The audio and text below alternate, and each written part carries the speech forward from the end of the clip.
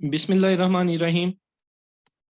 आज का जो हमारा प्रेजेंटेशन है उसका मकसद ये है कि कुछ जॉब्स आई हैं एफपीएससी के through, federal public service commission के थ्रू, और उनके अंदर जो दो मेन जॉब्स हैं वो है ADASF, assistant director ASF, airport security force के अंदर असिस्टेंट डायरेक्टर की पोस्ट, और कस्टम इंस्पेक्टर की पोस्ट।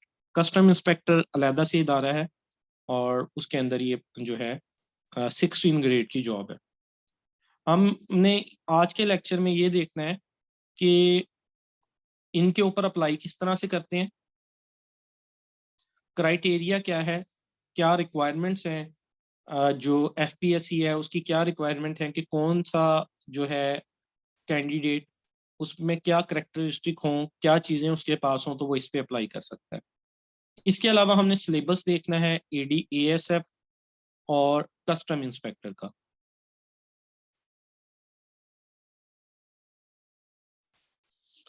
तो मैं अपना आप लोगों के साथ इंट्रोडक्शन करवा दूं। मैं इस वक्त जो है BS 17 में 17 ग्रेड के अंदर जॉब कर रहा हूँ, और लास्ट 6 ईयर से 6 साल हो गए हैं मुझे जॉब करते हुए। इसके अलावा अलामा इकबाल ओपन यूनिवर्सिटी का मैं रजिस्टर्ड ट्यूटर हूँ। उनके कुछ कोर्सेज हैं एजुकेशन के, साइकोलॉजी के, जो मैं टीच करता हूँ। एजुकेशन कैरियर की बात कर लें तो थ्रू आउट माई डिग्री में सेकंड पोजीशन होल्डर रहा हूँ। और अगर one paper MCQ general knowledge की बात कर लें तो मेरे काफ़ी सारे एग्जाम्स जो हैं 17 ग्रेड के क्लियर हैं, जिसमें FIA 2019 का एग्जाम मेरा क्लियर था। MOD ministry of defence assistant director 2021 का ना सिर्फ एग्जाम क्लियर था, डिस्क्रिप्टिव और ISSB भी क्लियर था, फाइनल इंटरव्यू तक में गया था। इसके अलावा ये 2022 में मेरा डिप्टी डायरेक्टर का भी एग्जाम क्लियर है 18 ग्रेड के लिए। और अभी रिसेंटली ASF असिस्टेंट डायरेक्टर की पोस्टें आई थी, उसके एग्जाम में मेरे 84 मार्क्स हैं अकॉर्डिंग टू द की। इसके अलावा CSS और PMS का भी एक्सपीरियंस है, वो एग्जाम में दे चुका हूँ, उनकी भी मुझे हाँ होना हुआ है। ये सब बताने का मकसद ये कि मेरी जो इन चीज़ों के ऊपर है, वन पेपर MCQ के हवाले से, इसके मटेरियल के हवाले से, इनके सिलेबस के हवाले से मेरी कमांड है, जो है ये इस सब का बताने का मकसद आप लोगों को ये था। अब बात कर लेते हैं कि जो एडवर्टाइजमेंट आई कुछ दिन पहले FPSC में, उसके अंदर ये जो दो जॉब्स हैं, जिसके ऊपर कस्टम पे ग्रेजुएशन वाला बंदा जिसकी 14 ईयर ऑफ एजुकेशन हो, और ADASF पे 16 ईयर ऑफ एजुकेशन वाला बंदा जिसकी 16 साल की तलीम हो, वो अप्लाई कर सकता है। बट कुछ रेस्ट्रिक्शंस भी हैं साथ में। इधर ये इतना सिंपल नहीं है कि सिर्फ 16 ईयर ऑफ एजुकेशन हो और वो अप्लाई कर दे। अब हम देखते हैं कि वो क्या जो है क्राइटेरिया रखा है।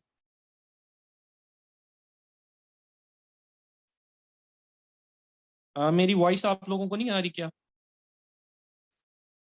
आ रही है, वो कह रहे हैं जिनको नहीं आ रही उनका नेटवर्क प्रॉब्लम है अपना ना। अब जो एडवर्टाइजमेंट आई है, अगर उसकी हम बात कर लें, FPSC की एडवर्टाइजमेंट नंबर आई है 12/2022। इन जॉब्स की जो लास्ट डेट है अप्लाई की, वो है 21 नवंबर 2022। मतलब अभी आप लोगों के पास 2 से 3 दिन पड़े हैं इन जॉब्स पे अप्लाई करने के लिए। जॉब कौन कौन सी है? ASF में आई है AD की, इंस्पेक्टर की नहीं आई, ये गलत लिखा है। और कस्टम्स में आई है इंस्पेक्टर की। अब हम बारी बारी इन दो जॉब्स को देख लेते हैं और इसका क्राइटेरिया देख लेते हैं कि कौन यहाँ पे अप्लाई कर सकता है। सबसे पहले हम देख लेते हैं असिस्टेंट डायरेक्टर की जॉब।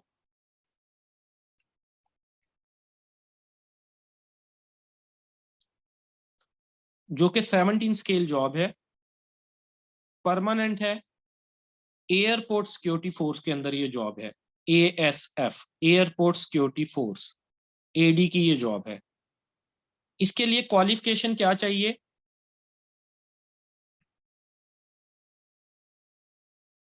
सेकंड क्लास और ग्रेड C मास्टर या बैचलर डिग्री 16 ईयर 16 साल की आपकी एजुकेशन हो, सब्जेक्ट कोई भी हो, जिसने 16 ईयर ऑफ एजुकेशन ली, चाहे वो इस्लामियात में है, चाहे एजुकेशन में है, चाहे फिजिक्स में है, केमिस्ट्री में है, बायो में है, इवन के pharmacist, DVM doctors, MBBS doctors, engineers, वो लोग भी इस सीट पे अप्लाई कर सकते हैं, क्योंकि उनकी 17 ईयर ऑफ एजुकेशन बन जाती है।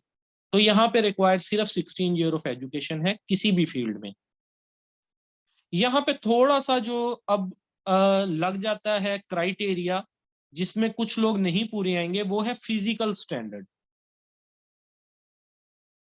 हाइट रिक्वायर है मेल की 5.6, 5 फुट 6 इंच हाइट होनी चाहिए, और फीमेल के लिए 5.2। अब सबसे पहले तो आप लोग देखेंगे कि क्या आप इस हाइट के क्राइटेरिया में मेट करते हैं, और अगर इस क्राइटेरिया में मेट नहीं करते तो अप्लाई करने का कोई फायदा नहीं है। ये रेफरेंस बेस भी, ये एक ऐसी चीज है जो रेफरेंस बेस भी ठीक नहीं हो सकती। टेक्सटाइल टेक्नोलॉजी स्टूडेंट जो है एफएससी के बाद 4 ईयर की अगर ये डिग्री है तो आप अप्लाई कर सकते हैं। उसके बाद सेकंड चीज जो है वो है वेट। वेट का इतना इशू नहीं है, बिल्कुल नॉर्मल वेट इन्होंने दिया हुआ है। मिनिमम वेट दिया हुआ है मेल का 48 किलो, 48 किलो मिनिमम होना चाहिए, मैक्सिमम चाहे 100 kg से भी ज्यादा है, कोई इशू नहीं है। मिनिमम 48, और 48 kg तो होगा। मास्टर्स के स्टूडेंट का नहीं भी है तो कोई थोड़ी बहुत खुराक बेहतर करके कर लें। और फीमेल के लिए 45 kg।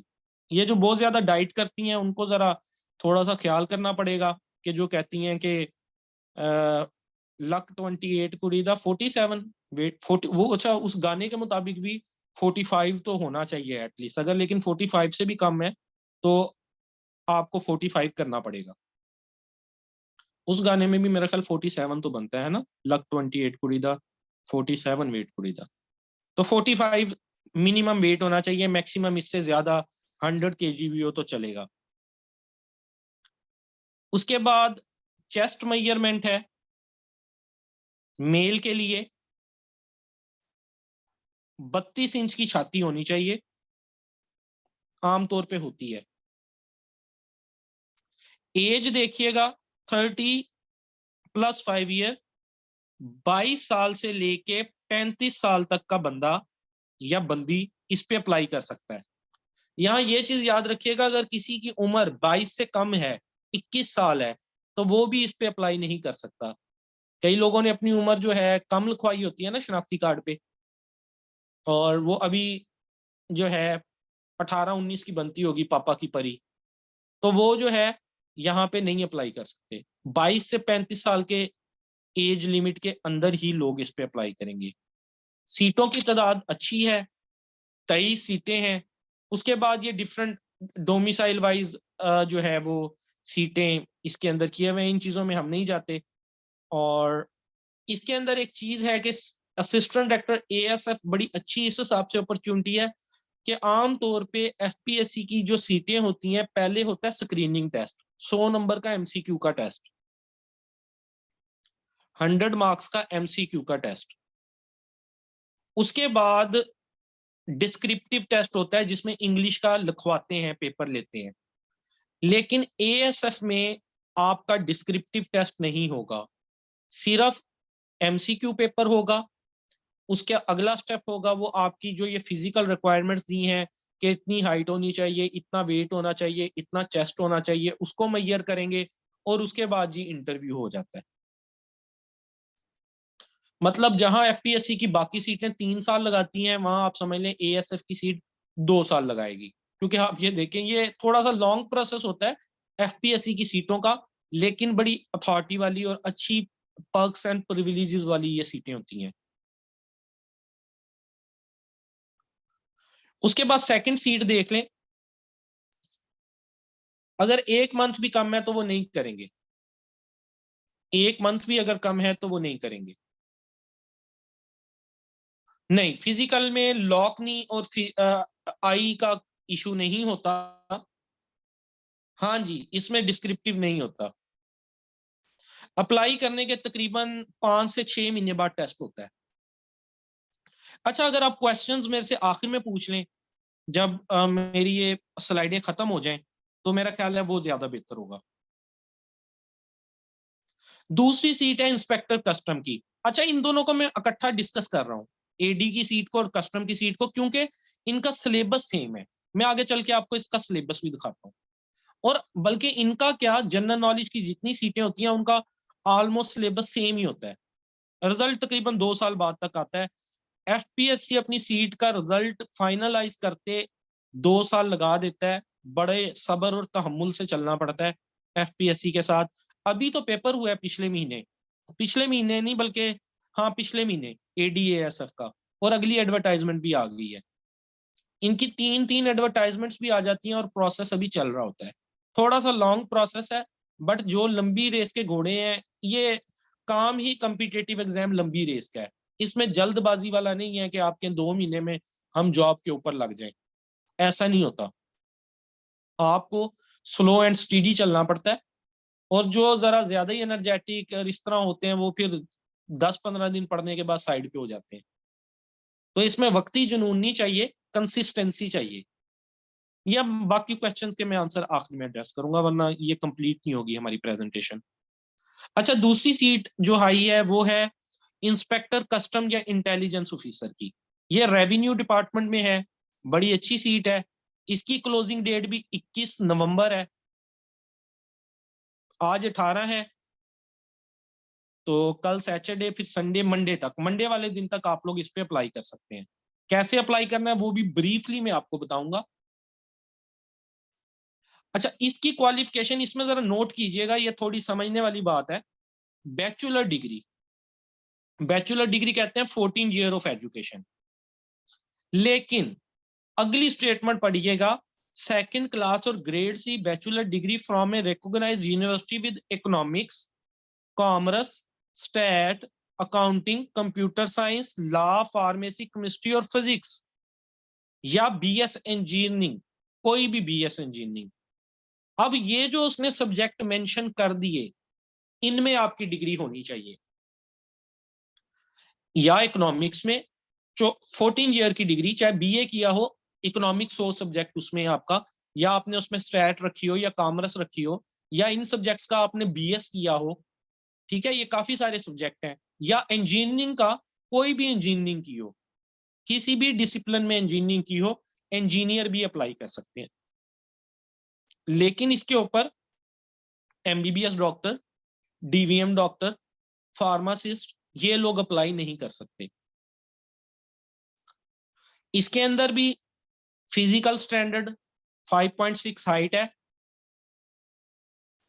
और 32 से 33 इंच की छाती है। फीमेल की 5.2 हाइट है, और इसकी एज लिमिट जो है वो 33 साल है। 20 से 33 साल। तो जो बंदा पिछली सीट पे अप्लाई नहीं कर सका था, 22 साल वहां पे एज थी, तो वो इसके ऊपर अप्लाई कर सकता है। बट बाकी की शरायत अगर उसकी पूरी होती है, उसकी 14 ईयर की एजुकेशन होनी चाहिए, जो सब्जेक्ट मेंशन है उनमें होनी चाहिए, मेल की हाइट 5.6 होनी चाहिए, फीमेल की हाइट 5.2 होनी चाहिए, एज लिमिट 20 से 33 साल होनी चाहिए। और मजे की बात, ये सारा कुछ करने के बाद, नहीं इसमें वेट का इशू नहीं होता, नहीं डीवीएम कस्टम पे अप्लाई नहीं कर सकते। नंबर ऑफ वैकेंसी कितनी है? सिर्फ एक। इतना सारा जो मैंने आपको बताया, उसके बाद का काम देखें, सीट सिर्फ एक है, और वो भी सिंध की है। तो इसको एक किस्म का आप फिलहाल के लिए भूल जाएं। बट इसी साल में कस्टम इंस्पेक्टर की और बड़ी दफा सीटें आएंगी। कस्टम इंस्पेक्टर की पिछले साल भी सीटें आई थी। एक साल में 2 से 3 दफा भी सीटें आ जाती हैं। ये अभी सिंध की आई है ना, पंजाब की भी आ जाएंगी। फिर थोड़ी देर बाद कस्टम इंस्पेक्टर के बाद एफआईए और आईबी की भी आने वाली है।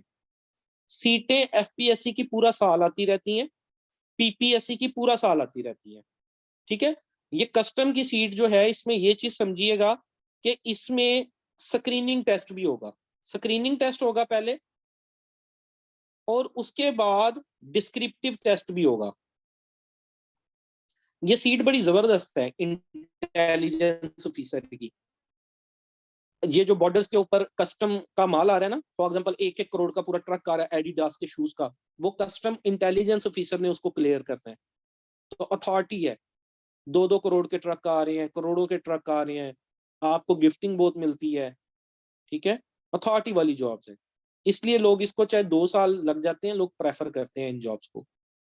तो इंस्पेक्टर की जॉब्स मजीद भी आएंगी इंटेलिजेंस ऑफिसर की, बट इसमें डीवीएम वाले फार्मासिस्ट और एमबीबीएस अप्लाई नहीं कर सकते।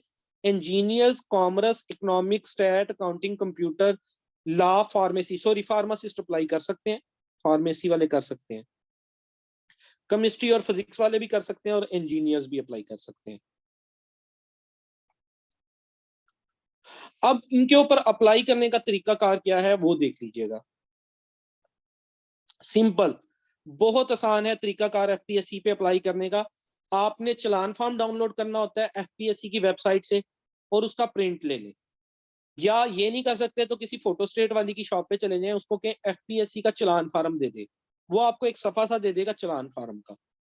उसको चलान फार्म को आपने फिल करना है। 300 रुपया इसकी फीस होती है। 16वें ग्रेड और 17वें ग्रेड की जितनी सीटें हैं एफपीएससी की, उनकी फीस 300 रुपया है सिर्फ।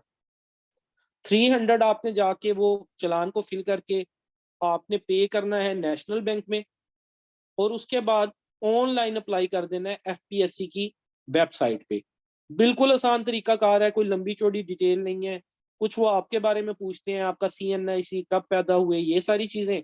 एक तस्वीर आपने लगानी होती है, और आपने एजुकेशन अपना का डेटा पुट करना होता है।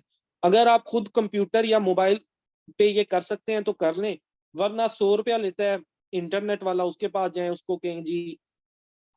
पीपीएससी का थोड़ा सा मुश्किल है, हाँ जैसे पीपीएससी का, लेकिन थोड़ा सा मुश्किल है। इनका बहुत इजी है, 5 मिनट भी नहीं लगते अप्लाई करते वक्त। थोड़ी सी डिटेल मांगते हैं, आपने चलान फॉर्म भी अपलोड नहीं करना होता, वो मामला भी नहीं है, ठीक है, इजी है। और अगर खुद नहीं कर सकते तो आप चले जाएं फोटोस्टेट वाले कंप्यूटर वाले पे, उसको कहें वो अप्लाई कर दे। 100 रुपया वो लेगा, 100 रुपीज, और आपका अप्लाई कर देगा। तो क्या तरीका कार हुआ, 150 लेता है। आप ड्रेसिंग अच्छी करके जाते होंगे ना, अमीर बंदों को हर कोई छीलता है। डॉक्यूमेंट पोस्ट नहीं करने होते। ADS ASF government employ age limit, government जो एम्प्लॉय है उसने जब से अपनी सर्विस स्टार्ट की, जो एक्स्ट्रा ईयर है 5 साल अगर उसने सर्विस कर लिया है तो वो उसके बाद वो भी ऐड हो जाएंगे 35, और 5 साल सर्विस किया तो 40। Government servant through proper channel apply करेगा, और अपनी एज भी वो इनसे रिलैक्सेशन ले सकता है।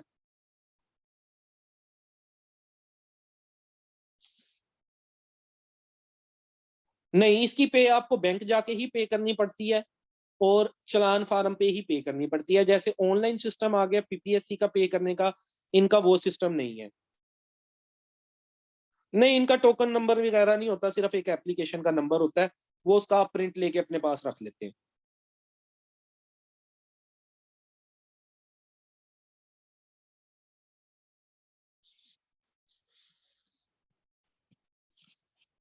अब अगर हम इसका ऑफिशियल सिलेबस देख लें असिस्टेंट डायरेक्टर का, तो आप देखिएगा 20 मार्क्स की मैथ आनी है,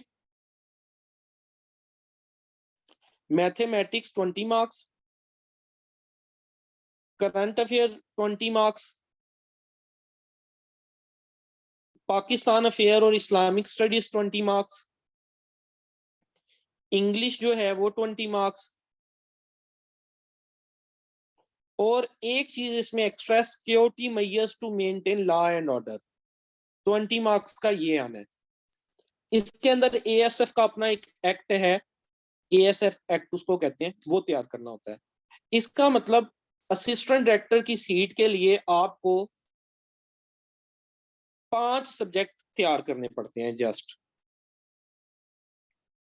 mathematics, current affairs, Pakistan affair, Islamic studies,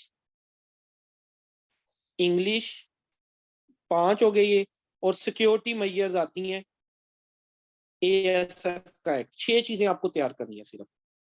आम तौर पे जनरल नॉलेज के जितने पेपर होते हैं, आम तौर पे ये एक्ट को निकाल के, छठे नंबर वाले को निकाल के, ऊपर वाली 5 चीजों में से ही पेपर आता है। हम कस्टम इंस्पेक्टर का भी सिलेबस देख लेते हैं। अभी कस्टम इंस्पेक्टर के पेपर भी हुए हैं पिछले साल के जो थे, उसमें भी देखिएगा 20 नंबर की इंग्लिश, मैथमेटिक्स 20 नंबर का, और मैथमेटिक्स किस चीज में से आना है वो भी बताया हुआ है। अलजबरा, रेशो, परसेंटेज और अरिथमेटिक मीन। करंट अफेयर्स बताया भी हुआ है कि 2 साल के करंट अफेयर पिछले, 10 नंबर का पाकिस्तान अफेयर, 10 नंबर की इस्लामिक स्टडीज, और 20 नंबर का कंप्यूटर। कस्टम इंस्पेक्टर में कंप्यूटर भी दिया जाता है, ठीक है जी। बाकी जो ये वाले के अलावा बाकी सारा सिलेबस सेम है। इंग्लिश 20 नंबर की AD में भी आनी है, बल्कि FPSC के हर टेस्ट में 20 नंबर की इंग्लिश आती है लाजमी। इवन के सब्जेक्ट का भी टेस्ट है ना आपका, इंग्लिश लाजमी आनी है 20 मार्क्स की। बाकी चीजें वेरी करती हैं। और जनरल नॉलेज में मैथमेटिक्स लाजमी होती है, करंट अफेयर लाजमी होता है, बाकी चीजें वेरी कर जाती हैं। लेकिन इन दोनों सीटों में यही चीजें हैं। मैं आपको ये ग्रुप के अंदर PDF शेयर कर दूंगा।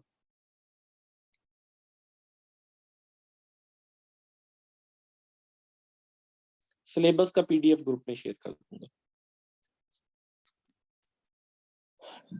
अब इसको आमतौर पे अप्लाई करने के बाद आपके पास 5 से 6 महीने होते हैं तैयारी करने के लिए।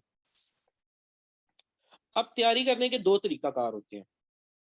एक तरीकाकार ये होता है कि आप कोई एकेडमी ज्वाइन कर लेते हैं, XYZ कोई भी एकेडमी। और दूसरा तरीकाकार ये होता है कि आप विदाउट एकेडमी प्रिपरेशन करते हैं। दोनों का ऑलमोस्ट तरीकाकार एक ही है। एकेडमी से ये हो जाता है कि आप बाउंड हो जाते हैं, असाइनमेंट्स बनाते हैं, टेस्ट देते हैं, मॉक टेस्ट देते हैं, डेली लेक्चर लेते हैं, और आपकी एक बाउंडेज हो जाती है। लेकिन अगर आप खुद से पढ़ सकते हैं, आपको जरूरत नहीं है कि कोई आपको पढ़ाए या डिक्टेट करे। एकेडमी के थ्रू मटेरियल हमें पता होता है, क्योंकि हमने बार बार टेस्ट दिए हैं, कहाँ से आना है, तो वो 2-3 महीने में आपका कोर्स कवर हो जाता है, जल्दी हो जाता है। लेकिन यह है कि अगर कोई अपनी तरफ से खुद भी तैयारी करना चाहता है तो वो कर सकता है। और लोग सिलेक्ट होते हैं, हर बंदा एकेडमी पढ़ के नहीं होता, लोग विदाउट एकेडमी भी होते हैं। उसमें यह है कि आपको थोड़ा सा टाइम ज्यादा लग जाता है, क्योंकि आप फिर मटेरियल इकट्ठा करते हैं, फिर आप ये देखते हैं, फॉर एग्जांपल आप सबसे पहले पाकिस्तान अफेयर, आपने करना क्या होता है, आपने 7 से 8 सब्जेक्ट तैयार करने होते हैं जनरल नॉलेज के। वैसे तो हम अगर ADASF की बात करें तो 5 सब्जेक्ट हैं टोटल जो आपने तैयार करने हैं। लेकिन जब आप इस लाइन में आते हैं जनरल नॉलेज वाली और डिफरेंट सीटों पे अप्लाई करते हैं, तो फिर आपको जितने सब्जेक्ट है ना, क्योंकि हर सीट में किसी के अंदर वो आपसे जनरल ज्योग्राफी भी पूछ सकता है, किसी के अंदर टेस्ट में वो आपसे उर्दू भी पूछ सकता है, किसी टेस्ट में वो आपसे एवरीडे साइंस भी पूछ सकता है। ये 3 सब्जेक्ट जो कि इधर नहीं है इन सीटों में। तो इन सीटों का जो कोर्स वर्क होगा वो 2 महीने का होगा। 2 महीने का कोर्स वर्क होगा जो मैं करवा रहा हूँ। और अगर मेरे साथ आप एकेडमी ज्वाइन कर लेंगे तो वैसे कर लें, और अगर एकेडमी नहीं ज्वाइन करते तो आप अपनी तरफ से भी खुद भी कर सकते हैं। एक तो बात आती है बुक्स की। बुक्स में आपको भी बता देता हूँ कि कौन सी बुक्स आपको पढ़नी चाहिए। लेकिन बुक्स सिर्फ ये नहीं है कि आप MCQ वाली बुक ले लें और आप लोगों की तैयारी हो जाएगी, ऐसा नहीं होता। 17 ग्रेड जॉब है, उन्होंने आपको तकरीबन 1 लाख सैलरी देनी है।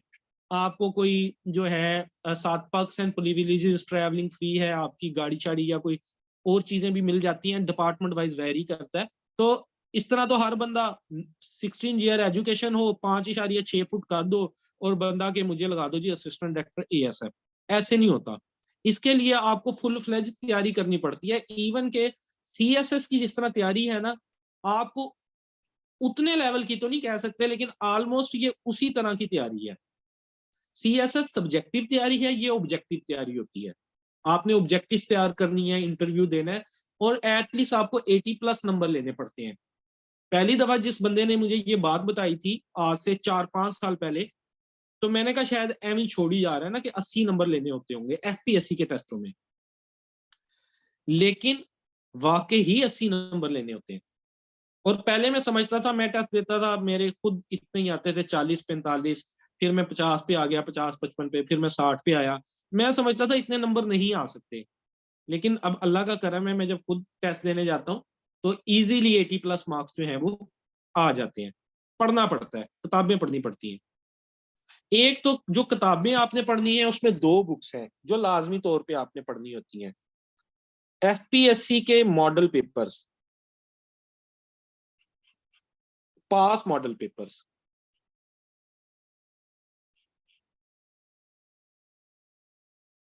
इम्तियाज शाहिद, स्क्रीनशॉट ले लें या ये ग्रुप में मिल भी जाएगा आपको पीडीएफ। एक तो आप ये बुक लेंगे, इसमें 200 के करीब मॉडल पेपर होता है, ये 200 का 200 पढ़ना है। वैसे कोशिश करें 2020, 21 और 22 के पढ़ने वो ज्यादा बेहतर है। उससे पिछले ना भी पढ़े, वो आउटडेटेड हो जाते हैं, तब भी चल जाता है। लेकिन पढ़ लें तो भी ठीक है, क्योंकि इनके पास एमसीक्यू का एक डेटा बैंक होता है, उसमें से बार बार रिपीट होते हैं एमसीक्यूज। इवन के अभी मैं 2 पेपर दे के आया, एक मैंने दिया असिस्टेंट डायरेक्टर आईबी का, इंटेलिजेंस ब्यूरो का, और एक एएसएफ का। आईबी का पेपर पहले था, तो उसके करंट अफेयर में 5 क्वेश्चन स्ट्रेट फॉरवर्ड। जब अगला पेपर में देने गया एएसएफ का, 5 के 5 उसी सीक्वेंस में दूसरे पेपर में भी आए हुए थे। इसका बताने का मकसद ये कि ये जो बुक जब आप तैयार करते हैं तो इसमें से एमसीक्यूज बेसिकली रिपीट होते हैं, डेटा सेम होता है। इन्होंने जो पेपर सेटर होता है उसने सिर्फ कंप्यूटर पे ऊपर नीचे करके तरतीब सेट करनी होती है, कुछ न्यू एमसीक्यूज डालने होते हैं, कुछ जो है वेबसाइट से उठाने होते हैं, और पेपर बना देना होता है। हमारे लिए तो जिंदगी मौत का मामला होता है ये पेपर, लेकिन जो एग्जामिनर होता है उसके लिए वो 21वें ग्रेड का अफसर होता है, उसको जिंदगी के और बड़े मामला होते हैं। उसने कंप्यूटर पे 2-4 वेबसाइटों से दाएं में मार के शफल करके पेपर दे देना है। ठीक है, ये यहां से तकरीबन आपके ज्यादा से ज्यादा 30 से 40 नंबर आ सकते हैं जो रिपीट होके एमसीक्यूज आएंगे। फिर इसके अलावा एक बुक है GK Karwan encyclopedia, bye Chaudhary Najeeb. एक ये बुक ले लें। इस बुक का फायदा ये है कि इसमें जैसे ये मैंने कोर्स प्लान अपना लिखा हुआ है कि पहले मंथ में पाकिस्तान स्टडीज पे 8 लेक्चर होंगे, इस्लामिक स्टडीज पे 7 लेक्चर होंगे, करंट अफेयर पे इतने लेक्चर होंगे। तो ये जीके कारवान एनसाइक्लोपीडिया में सब्जेक्ट वाइज पोर्शन दिए हुए हैं। इस्लामियात का अलहदा पोर्शन, उसके एमसीक्यूज, पाकिस्तान अफेयर का अलहदा पोर्शन, उसके एमसीक्यूज, कंप्यूटर का अलहदा, उर्दू का अलहदा, जो जो चीजें मतलब एग्जाम में आती हैं उनके अलग अलग पोर्शन होते हैं। आप सीट देख लें कि कौन सी सीट का आपने एग्जाम देना है, उसके पोर्शन इसमें से याद कर लें। ठीक है, तो एक तरीका कार ये हो जाता है। 2 बुक्स तो ये मस्ट है ना कि आपको एटलीस्ट ये कंप्लीट करनी होती है।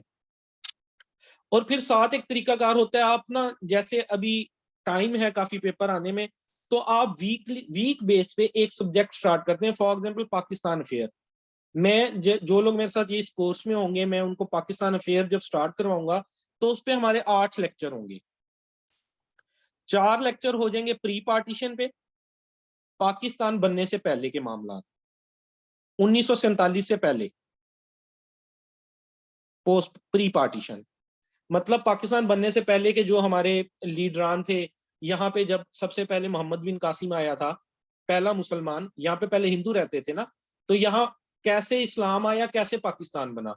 मोहम्मद बिन कासिम आया, महमूद गजनवी आया, मोहम्मद गोरी आया, कुतुबुद्दीन ऐबक आया, फिर वो खानदान जो 1000 साल गवर्नमेंट की जिन्होंने, ठीक है, सल्तनत गुलामाना, स्लेव डिनेस्टी, तुगलक डिनेस्टी, फिर आखिरी मुगल बादशाह, फिर अंग्रेज आ गए, फिर अंग्रेजों से जिद्दोजहद की कैद आजम ने, अलामा इकबाल ने, सर सैयद अहमद खान ने, वो सारे वाकयात ये आ जाते हैं प्री पार्टीशन, पाकिस्तान बनने से पहले के मामला।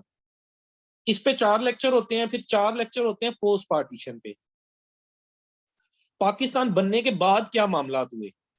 पाकिस्तान बन गया, पहले जो गवर्नर जनरल कैद आजम लग गए, लियाकत अली खान वजीर आजम बन गए, ठीक है, और उसके बाद फिर different civilian governments, different military governments, different जो है पॉलिसीज हमारे मुल्क की जो हुई, और अब तक के हालात, सारा जो पॉलिटिकल सिनेरियो है वो डिस्कस किया जाता है। कुछ इसमें फाइल्स भी दे देता हूँ मैं, कि पाकिस्तान अफेयर का जब चल रहा है लेक्चर, तो कुछ एमसीक्यूज की फाइल पाकिस्तान अफेयर से रिलेटेड, और जैसे ही ये सब्जेक्ट खत्म होता है तो एक टेस्ट ले लेता होता हूँ मैं स्टूडेंट से जो मेरे पास होते हैं, उनसे एक टेस्ट ले लेता हूँ पाकिस्तान अफेयर का। इस तरह एक सब्जेक्ट हमारा कंप्लीट हो जाता है। फिर हम जो है वो नेक्स्ट सब्जेक्ट की तरफ चले जाते हैं, इस्लामियात की तरफ। सिमिलरली इसमें भी हज़रत मोहम्मद सल्लल्लाहु अलैहि वसल्लम से आने से पहले के वाकयात, पैगंबर कौन कौन से थे, किताबें कौन से नाजिल हुई, किन पैगंबरों के क्या नाम थे, और फिर हज़रत मोहम्मद सल्लल्लाहु अलैहि वसल्लम जब आ गए, उसके बाद के मामलात, कौन कौन से गजवात हुए, रोजा कब फर्ज हुआ, ज़कात कब फर्ज हुई, कौन सी जंगें हुई, ठीक है, वो सारे मामलात। फिर करंट अफेयर हो जाता है। एक महीने में ये 3 सब्जेक्ट हो जाते हैं हमारे, और दूसरे महीने में हमारे ये 4 सब्जेक्ट हो जाते हैं। मैथमेटिक्स पे 5 लेक्चर, मैथमेटिक्स का बताया हुआ है पोर्शन एफपीएससी ने। एक स्टूडेंट थे, मुझे कॉल है, ये एक दिन पीएचडी थे वो फिजिक्स के, तो उनकी मेरे से बात हुई, मुझे वो कहते कि ना मैं काफी सारी सीटों पे अप्लाई किया, लेकिन ना मेरा टेस्ट क्लियर नहीं होता। मैंने कहा आप माशाल्लाह पीएचडी हैं, तो आपने तो लेक्चरार का, पहले यहाँ से बात स्टार्ट की कि लेक्चरार फिजिक्स का टेस्ट था। कहते नहीं वो मेरा क्लियर नहीं हुआ, मैं चाह रहा हूँ जनरल नॉलेज की तैयारी करना, लेकिन ना कभी मेरे नंबर आते हैं 40, कभी आते हैं 43। और वो बेसिकली तैयारी नहीं करना चाह रहे थे, बस मेरा ख्याल शायद फारिग बैठे थे, गपशप लगाने के मूड में थे। तो मैंने कहा मतलब तो आपने पीएचडी कर ली, इसके बाद 2-3 महीने एग्जाम्स की भी आपको तैयारी करनी चाहिए, कौन कौन सी बुक्स पढ़ी हैं? कहते बुक्स तो मैंने कोई नहीं मतलब पढ़ी, और क्योंकि कहते जनरल नॉलेज इतना वास्ट होता है कि उसको कवर ही नहीं किया जा सकता। तो यहाँ से मैंने फिर उनको कहा, मैंने कहा ऐसा नहीं है। अब जब उन्होंने मेरा ख्याल एडीएएसएफ का टेस्ट दिया था, मैथमेटिक्स का बताया हुआ है एफपीएससी ने कि रेशो, परसेंटेज, ठीक है, अलजबरा, और एक और वो पीछे सिलेबस में मैंने आपको दिखाया था, 4 पोर्शंस में से प्रोपोर्शन है चौथा, 4 पोर्शंस में से ही एमसीक्यूज आने हैं 20, और इन चारों को आप कवर करें, मेरे 20 में से 19 ठीक थे। ठीक है, एक गलत था, वो भी स्टेटमेंट गलत थी, बेसिकली एफपीएससी के पेपर की मिस प्रिंटेड थी। आ जाते हैं नंबर एवरेज, हाँ चौथा एवरेज है, तो आ जाते हैं। ये गलत बात है कि सिलेबस ही बहुत बड़ा है। पाकिस्तान अफेयर एक महदूद सिलेबस है, हाँ करंट अफेयर बहुत बड़ा एक है, मतलब उसको हर दिन नए वाकयात हो रहे हैं, उसको कवर करना थोड़ा सा मुश्किल हो जाता है, लेकिन थोड़ा मार्जिन भी है ना, 80 तक 20 नंबर आप गलत भी कर सकते हैं, तो चीजें हो जाती हैं अगर आप तैयारी करते हैं। हम जब डिग्री लेके निकलते हैं वो एक अलग चीज है, और डिग्री लेने के बाद सीट पे आने के लिए तैयारी बिल्कुल अलग चीज है, इनमें फर्क है। और फिर सिक्योरिटी मेजर्स हम इसके अंदर देख लेंगे एएसएफ एक्ट की, और कंप्यूटर मेरा ख्याल अभी करने की जरूरत नहीं होगी, क्योंकि कंप्यूटर किसी भी एग्जाम में नहीं आना, कस्टम की सीट ही एक है, तो कस्टम की जब सीट आएगी तो कंप्यूटर देख लिया जाएगा। और इसके अलावा ये भी कुछ सब्जेक्ट हैं, ये जो अभी हमने एएसएफ की सीटें देखी, वैसे ये उसके अंदर इंक्लूड नहीं है, ना उर्दू, ना एवरीडे साइंस, ना जियोग्राफी। जियोग्राफी से मुराद जनरल नॉलेज है यहाँ पे।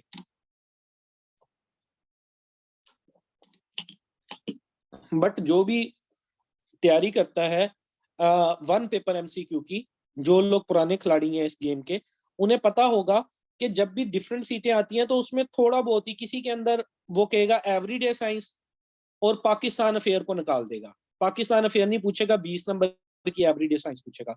किसी पेपर में वो क्या करता है, जनरल नॉलेज पूछ लेता है 20 नंबर का, इस्लामियात निकाल देता है। तो ये सीटें डिफरेंट होती हैं। समटाइम ये होता है एक पे का पेपर आपका आज है, एक का पेपर आपका कल है, एक का पेपर उससे अगले दिन है, 2-3 पे आपने अगर अप्लाई किया हुआ है, तो आपको ये पहले ही तैयार होगा तो आप कर सकते हैं। खैर मेरा ये कोर्स जो है वो 2 मंथ का होगा स्टार्टिंग, और जो कोई तीसरे मंथ में जाना चाहेगा मेरे साथ इन सब्जेक्ट्स को कवर करने के लिए, तो वो थर्ड मंथ भी मुझे ज्वाइन कर सकता है। ठीक हो गया जी। हमारा स्टडी प्लान क्या होगा, 5 दिन क्लासेस होती हैं वीक में, क्लास टाइम होगा 10 से 11 बजे इवनिंग का।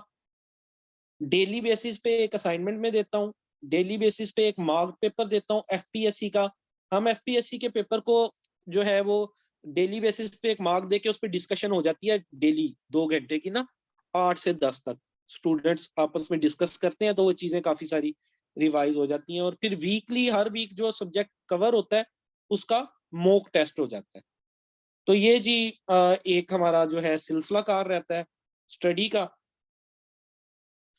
और लास्ट डे रजिस्ट्रेशन की है जी 21 नवंबर।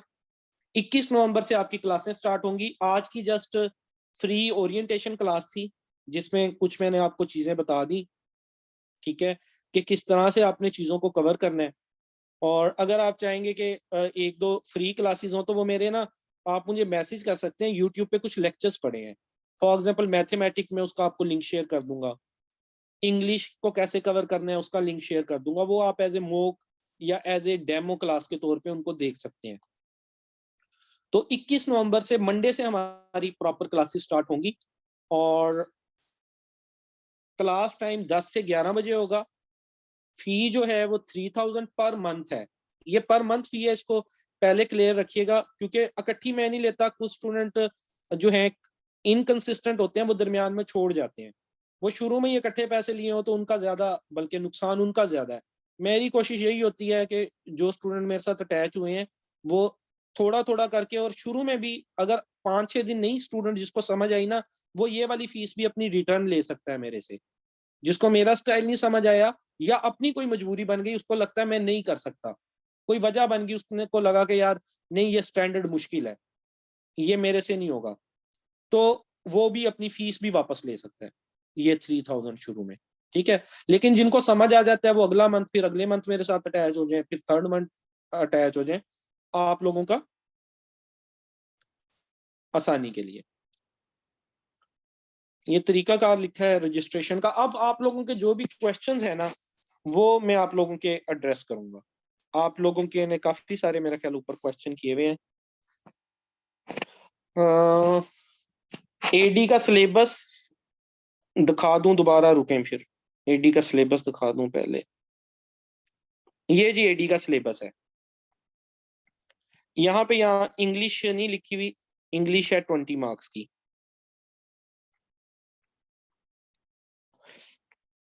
एक सब्जेक्ट ये है, फिर सेकंड सब्जेक्ट मैथ है, थर्ड सब्जेक्ट करंट अफेयर है, फोर्थ सब्जेक्ट पाकिस्तान अफेयर है, फिफ्थ सब्जेक्ट इस्लामिक स्टडीज है, और साथ में एक लॉ आपको करना पड़ता है। ये जी एडी का सिलेबस है। अच्छा, उसके बाद क्वेश्चन क्या आया हुआ है, रुकिएगा। बुक मेंशन, बुक मैंने आपको बता दिया, चैटिंग में लिख देता हूँ यहाँ पे। अपना FPSC Imtiaz Shahid model papers, book number 1। दूसरी है जी GK Karwan encyclopedia bye Chaudhary Najeeb.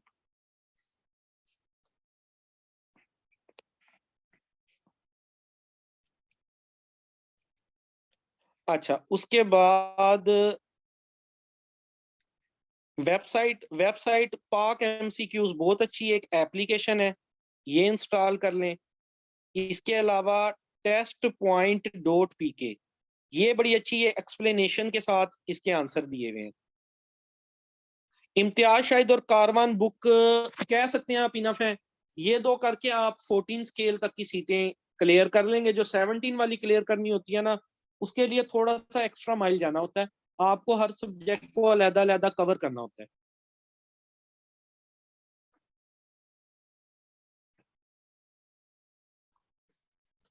अगर हाइट 5.1.5 हो, आए ये तो बड़ी क्लोज है। आप ना सेंटीमीटर्स में नापें, सेंटीमीटर्स में जो है ना एफपीएससी ने दी हुई है, आई थिंक 152 सेंटीमीटर है। तो हाइट पे कंप्रोमाइज नहीं करेंगे, वो कोई सिफारिश भी नहीं मानेंगे, क्योंकि ये एक ऐसी चीज है जिससे उनकी नौकरी भी खतरे, क्योंकि हाइट इंक्रीज होनी नहीं। और कोई भी कभी भी सवाल उठा सकता है कि फलां पर्सन की है जो सिलेक्ट होके आया है हाइट कम है। तो आप पूरी पूरी सेंटीमीटर्स में नापें, अगर आपकी पूरी है तो अप्लाई कर दें।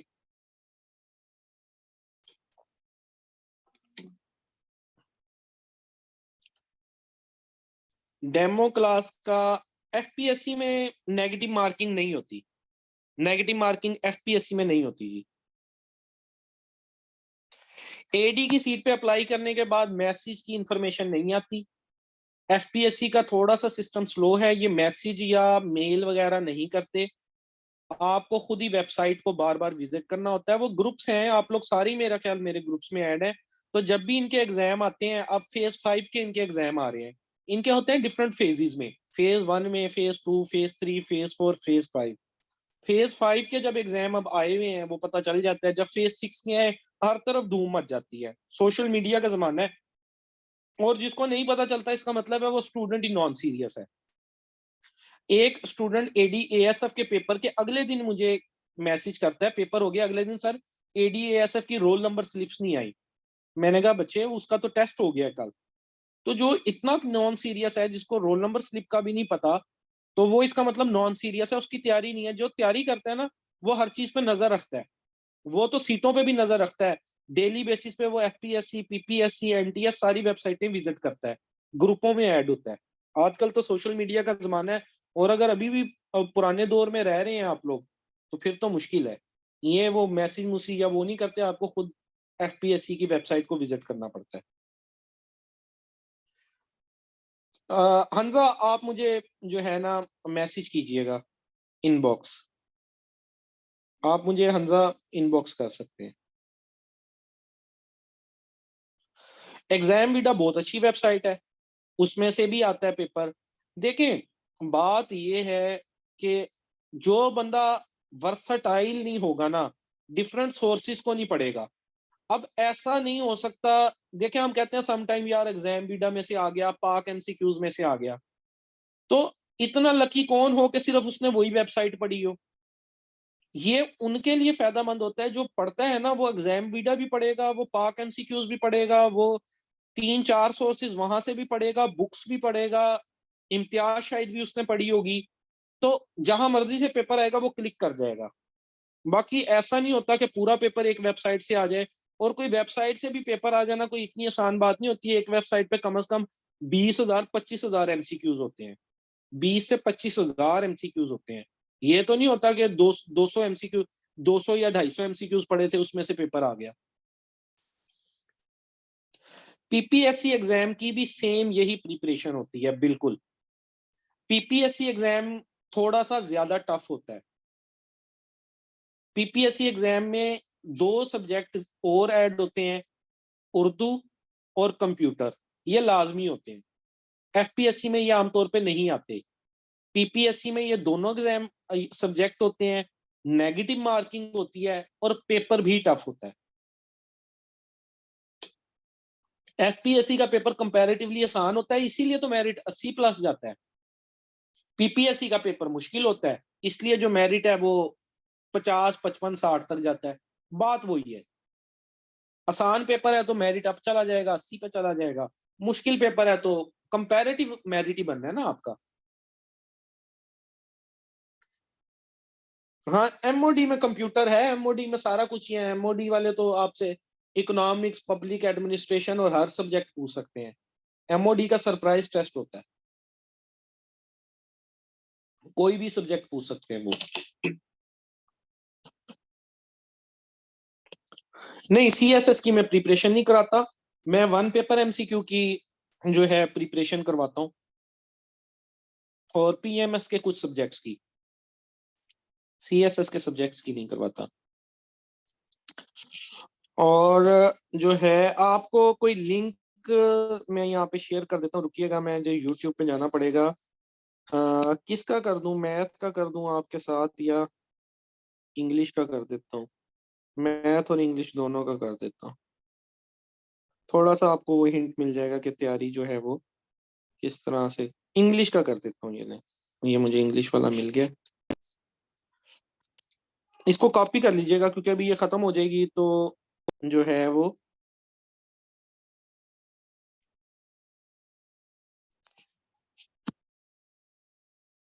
लिंक व्हाट्सएप ग्रुप में भी यहाँ से कॉपी कर लें आप। व्हाट्सएप में जो है ना, मैं जो दूसरे ग्रुप में मैं जरा स्पेसिफिक मटेरियल ही करता हूँ, रोज के 8 से 9 चीजें ही मतलब मैसेज में करता हूँ, ज्यादा फाइलें और वो मैं नहीं करता, उससे बच्चे डिस्टर्ब होते हैं।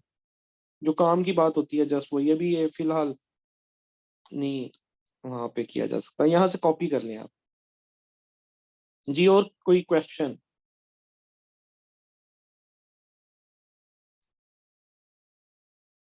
और कोई क्वेश्चन आप लोगों का? और आप लोगों को जो है ना वो इसकी रिकॉर्डिंग भी मिल जाएगी यूट्यूब पे, जो आज का है पीडीएफ फाइल भी आपको मिल जाएगी। इसकी पीडीएफ फाइल में शेयर कर दूंगा ग्रुप्स के अंदर, ठीक है, वो भी आपको मिल जाएगी। इसके अलावा ये मेरा व्हाट्सएप नंबर है, किसी किस्म का कोई मसला मसाइल हो, कोई क्वेश्चन हो, किसी और सीट पे आपने अप्लाई किया हो, ठीक है, तो आप लोग मेरे से उसके बारे में भी इंफॉर्मेशन ले सकते हैं। मुर्तजा मुझे इनबॉक्स कर लेना आप, और मटेरियल भी भेज दूंगा, ये जो बुक्स बताई हैं ये भी भेज दूंगा, कोई इशू नहीं है। अभी मैं देखता हूँ मेरे जो है ना पहले ही 2-3 बैचेस चल रहे हैं, तो अभी मेरे पास टाइम कम है।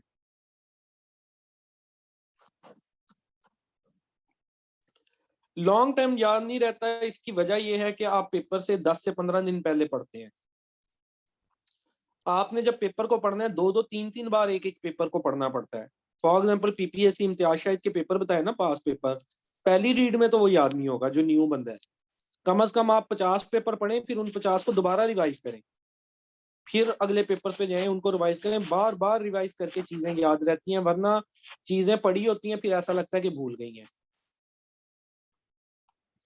रजिस्ट्रेशन की लास्ट डेट है 21 नवंबर। हाँ जी, पास पेपर मिल जाएंगे।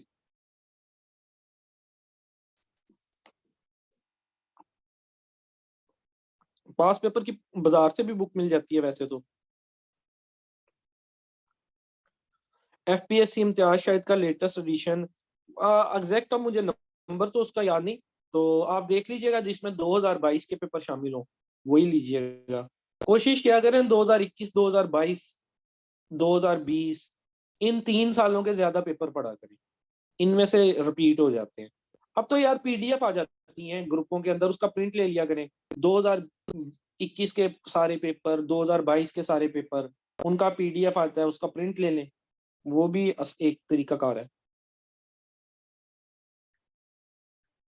एजुकेटर की सीट के बारे में कुछ नहीं कहा जा सकता, इसका तो मेरा ख्याल है अभी मुराद रास को भी नहीं पता, जो मिनिस्टर है एजुकेशन का, या सीएम पंजाब परवेज लाई, उसको भी नहीं पता होगा।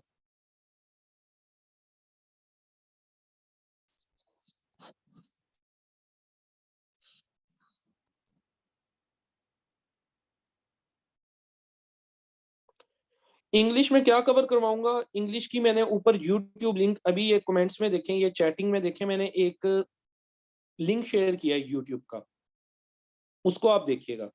उसमें मैंने सारी चीजें बताई हैं कि इंग्लिश में क्या चीजें कवर होंगी। वैसे अगर रफली बता दूं तो सेंटेंस स्ट्रक्चर, सेंटेंसेस क्या होते हैं, सेंटेंसेस की टाइप क्या है, सेंटेंस स्ट्रक्चर क्या है, फिर जो है part of speech, noun, pronoun, verb, adverb, ये चीजें कवर होती हैं। प्रेपोजिशन, प्रेपोजिशन के क्वेश्चन सबसे ज्यादा आते हैं पेपर में वो। इसके अलावा जो है कंडीशनल सेंटेंसेस के एक पार्ट, अगर जो इंग्लिश के सेंटेंस का एक पार्ट अगर ये होगा तो दूसरे में ये टेंस आना जरूरी है, इस तरह की कुछ चीजें।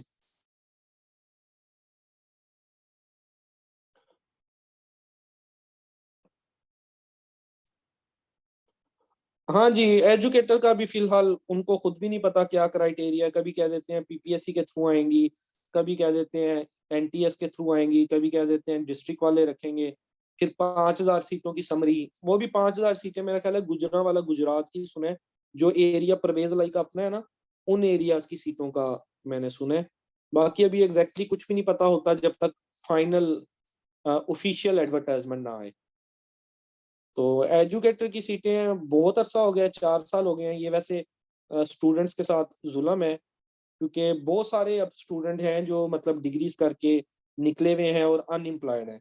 एमफिल तक भी किया हुआ है, तो ये ज्यादती है। ये एजुकेटर की सीटों से काफी सारे लोग एडजस्ट हो जाते थे, तो आनी तो चाहिए। अब देखें, मेरा ख्याल है आएंगी तो सही, क्योंकि अगले साल इलेक्शन है, इलेक्शन के साल करीब हैं, तो जॉब तो देंगे।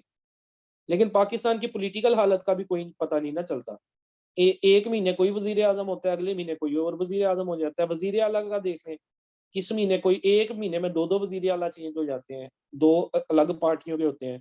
तो पाकिस्तान का जो है ना, अल्लाह वारिस ही है बस, क्या कहा जा सकता है। हाँ जी, ओवर एजिस का बड़ा मसला बन रहा है। पंजाब में तो 2 साल की रिलैक्सेशन दे दी है।